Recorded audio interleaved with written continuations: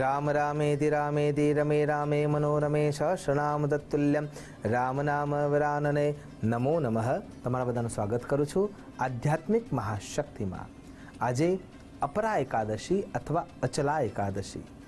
નામ પરથી જ સમજાઈ જાય છે કે આ અપરા જે પરમ શક્તિ આપનાર છે, જે પરા વાણીને પ્રબળ કરનાર છે અને જે અપાર અસીમ સુખ સુવિધા આપનાર છે, એ દિવસ, એ વ્રત, એ વિધિ વિધાન, એ જપ કર્મ, એ ક્રિયાકર્મ, એ પૂજન કર્મ, એ સત્કર્મ એટલે અપરા એકાદશી. અને અચલા જે ચલાયમાન થતું નથી, જે સ્થિર છે, એટલે કે તમે જો સુયોગ્ય સત્કર્મ કરો છો તો એ પણ સ્થિર રહેશે, અથવા દુષ્કર્મ કરો છો તો એનું પરિણામ પર સ્થિર રહેશે. એ બંને અવસ્થાને જે આપી શકે છે. એટલે આમ જોવા જઈએ તો ત્રણેય દોષ, આદિદૈવિક, આદિભૌતિક અને આધ્યાત્મિક, આ ત્રિદોષોનો નાશ પણ તમે કરી શકો છો અથવા આ ત્રણેય દોષોમાં ફસાઈ પણ શકો છો. એ અચલ સ્થિતિ જે આપે છે એ આજનો દિવસ છે. તો ખરા અર્થમાં વિચાર કરવો જોઈએ કે આપણે કયા કર્મો કરીને આપણી જાતને પ્રબળતા આપી શકીશું. હવે જાણીએ એની વ્રત કથા. ભગવાન શ્રી કૃષ્ણએ યુધિષ્ઠિર મહારાજના પ્રશ્નોના જવાબમાં જે ગાથા કહી એ અપરા એકાદશીના માધ્યમથી આપણને જોવા મળે છે. તો એકાદશીના વ્રતમાં એ ગાથા કહી રહ્યા છે કે પુરાતન સમયના અંદર જે મહિધ્વજ નામના જે ધર્માત્મા રાજા હતા, એ દરેક જગ્યાએ પોતાની પ્રજાને પુત્રવત પાલિત કરતા હતા.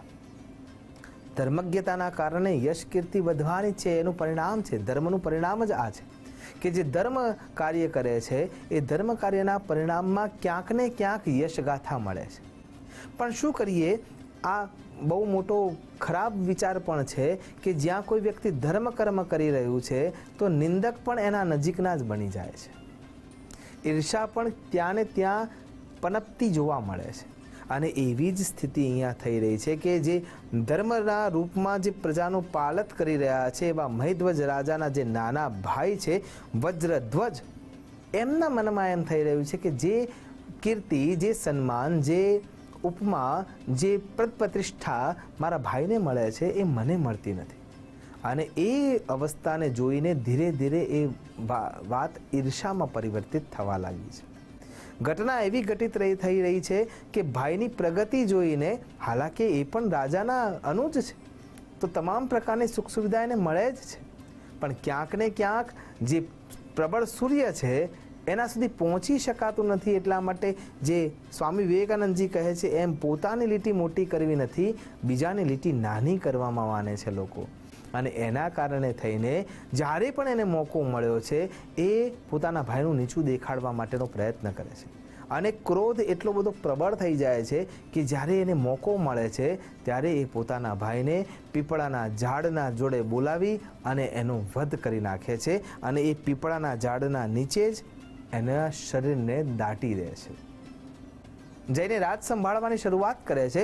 આ બાજુ દેહ છૂટી ગયો છે, પણ ત્યાં અપરા જે પરાવાણી છે એ પ્રબળતાથી બોલી ગઈ છે કે મેં તારું કંઈ બગાડ્યું નથી, મેં તને હર હંમેશ મારા અનુજના જેમ રાખ્યો છે, મારા પુત્રના જેમ રાખ્યો છે, છતાં પણ તે મારા જોડે આ કર્મ કર્યું છે એટલે મારે બદલો તો લેવો જ છે. અને ધર્મશાસ્ત્ર એવું પ્રબળતાથી કહે છે કે જે વ્યક્તિની અપમૃત્યુ થઈ છે એનું ઉદ્ધારણ થઈ શકતું નથી, એને પિશાચોની અથવા પ્રેત યોનિમાં જ જવું પડે છે. તો એ પીપળાના વૃક્ષના નીચે એનું શરીર દટાયેલું છે અને એ પ્રેત યોની, પિશાચ યોનીને પ્રાપ્ત કરે છે અને પીપળાના ઉપર રહેવાની શરૂઆત થાય છે.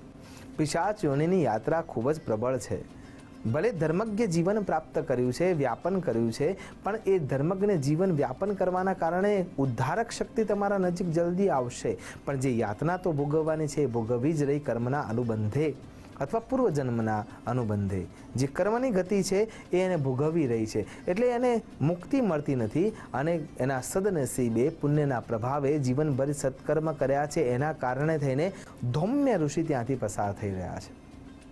ધૌમ્ય ઋષિ ત્યાં વિશ્રામ કરવા માટે બેસે છે અને એમને ચીસો સંભળાય છે, આક્રંદતા સંભળાય છે અને એમને ખબર પડી જાય છે પોતાના તપના બળથી કે આ મહિધ્વજ રાજા છે એનો આત્મતત્વનું જે દ્યોતક શરીર છે એ પિશાચ યોનિમાં પરિવર્તિત થયું છે અને એના કારણે એની યાતનામાંથી એની મુક્તિ થઈ રહી નથી. અને એ વખતે ઋષિ પોતે મનમાં વિચાર કરે છે કે આનું જે જીવન હતું એ ધર્મજ્ઞ હતું, એટલે મારે એને મુક્ત કરવો છે. અને એના બદલામાં ઋષિ પોતે તપશ્ચર્યામાં લીન થાય છે અને ત્યાં અપરા એકાદશીનું વ્રત કરે છે. વ્રત પૂર્ણ કર્યા પછી પોતાના હાથમાં જળ લઈ અને સંકલ્પ દ્વારા એને જે પુણ્ય એ વ્રતનું મળ્યું છે એ પુણ્ય એ પ્રેતને આપવામાં આવે છે, પિશાચને આપવામાં આવે છે. અને એ પિશાચને પુણ્ય મળવાની સાથે જ દિવ્ય શરીર પ્રાપ્ત થાય છે અને ઉત્તમ ગતિ પ્રાપ્ત થાય છે. અનુજે જે ખોટું કાર્ય કર્યું છે એનું પરિણામ એને ભોગવવાનું જ છે, એમાં ના નથી. પણ અહીંયા પ્રશ્ન એ છે, ગાથા અહીંયા પૂર્ણ થાય છે, પણ પ્રશ્ન એ થાય છે કે અન્ય કોઈ વ્યક્તિ માટે જો તમે કોઈ સત્કર્મ કર્યું છે, જપ કર્મ કર્યું છે, વ્રત કર્યું છે, વિધિ કરી છે, વિધાન કર્યું છે, દાન કર્યું છે, પુણ્ય કર્યું છે, ધર્મ કર્મ કર્યું છે, તો એનું પરિણામ સુયોગ્ય જ મળે છે. એટલે બ્રાહ્મણ દેવતા તમારા માટે જે જપ કર્મ કરી રહ્યા છે, પૂજન અર્ચન કરી રહ્યા છે, અહીંયા એ નિયમ નથી લાગુ પડતો કે જે વ્યક્તિ જમે છે એનું જ પેટ ભરાય છે. અહીંયા એ નિયમ લાગુ પડે છે કે બીજાના માટે થઈને તમે જો કોઈ પણ જપ તપ વિધિ વિધાન પૂજા અર્ચના આરાધના કરી રહ્યા છો તો એનું પરિણામ તમને જે તે વ્યક્તિ માટેનો સંકલ્પ કર્યો છે એને મળે છે અને મળે જ છે. આ સૂક્ષ્મ વિજ્ઞાન છે, એના ઘણા પુરાવા છે. બસ એના માટે દ્રષ્ટિ એવી કરવાની જરૂર છે અને ત્યારે એ સમજાઈ શકે છે. તો પ્રેતત્વમાંથી એની મુક્તિ થઈ જાય છે, પિશાચત્વમાંથી એની મુક્તિ થઈ જાય છે અને એ ઉત્તમ લોકને પ્રાપ્ત કરી શકે છે. કહેવાનો અહીંયા અર્થ એ છે કે મંત્ર, જપ કર્મ, વ્રત કર્મ, વિધિ વિધાન કર્મ અથવા કોઈ પણ સત્કર્મ, દાન પુણ્ય અથવા કર્મનિષ્ઠતા, આ બધી જ વસ્તુઓ અથવા કંઈ પણ કર્મ તમે કર્યું છે એ ક્યારેય ખાલી જતું નથી. એ પુરાવા સાથે અહીંયા જોવા મળે છે. અને આ રીતે આપણે સૌ પણ અપરા અથવા અચલા એકાદશીના દિવસે જે કોઈ પણ ક્રિયા કરીશું, અધિક માસના અંદર જેમ ક્રિયાઓ કરવાથી બ્રહ્મ હત્યાદિક પાપોમાંથી મુક્તિ મળી જાય છે અને એના સિવાય જ્યારે તમે જપ તપ વ્રત વિધાન અને દાન કરો છો ત્યારે એમાંથી અનેક ગણું પુણ્ય મળે છે. એમ અહીંયા એ પિશાચની જ્યારે મુક્તિ થઈ ત્યારે એને ત્રિવિક્રમ ભગવાન નારાયણ એને પ્રાપ્ત થયા. એમ આપણે પણ જ્યારે આ ક્રિયામાં જોડાઈશું અને ખરા અર્થમાં એને આચરિત કરીશું તો આપણને પણ ઉત્તમતા પ્રાપ્ત થઈ શકે એમ છે. આશા કરું છું શ્રીમન નારાયણની અનુકંપા પ્રાપ્ત કરતાં કરતાં જીવનના અંદર સત્કર્મોને વધારી અને આપણે આપણા જીવનને ઉત્તમતા આપીએ અને એના થકી અન્યને પણ ઉત્તમતા અપાવી અને આ પૃથ્વીને વસુધૈવ કુટુંબકમની ભાવનાથી પ્રબળ અને પ્રશસ્ત કરી સૌનું કલ્યાણ કરી શકીએ. એ જ અભ્યર્થના સાથે નમસ્કાર. અસ્તુ સદા શિવોહમ.